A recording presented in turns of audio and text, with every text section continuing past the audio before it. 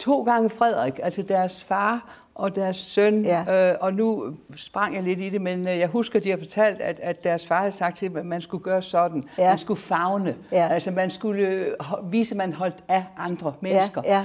Det træk, er det noget, de genfinder hos kronprinsen? Det tror jeg nok. Nu er han jo altså absolut en moden ung mand, men som ganske ung var han, som vi alle er, en hel del genert over den slags, og var ikke vildt begejstret for at skulle stå og vinke ude på balkonen.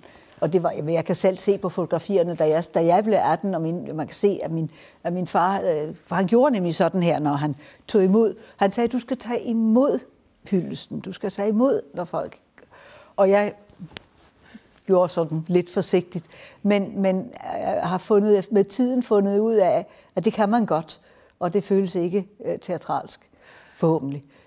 Har de lært noget af deres søn? Altså, de har nævnt, at deres søn har sagt, come on, vi tager tværs over indlandsisen. Nej, det var ikke tværs over indlandsisen. Nej, det var morles. Fjordisen. Ja, altså is. Ja, men altså, der er sandelig forskel. Ja. Men deres majestæt, har de lært noget af deres søn?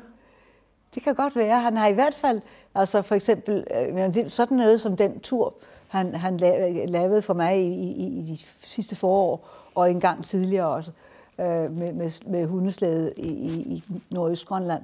Det var jo sådan noget, jeg egentlig altid har haft vældig lyst til. Men ikke rigtig sådan...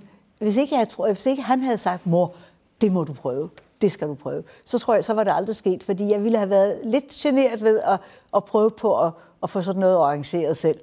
Men han kunne sige, jamen det kan du sagtens finde ud af. Og så tænker man, jamen så kan jeg da det.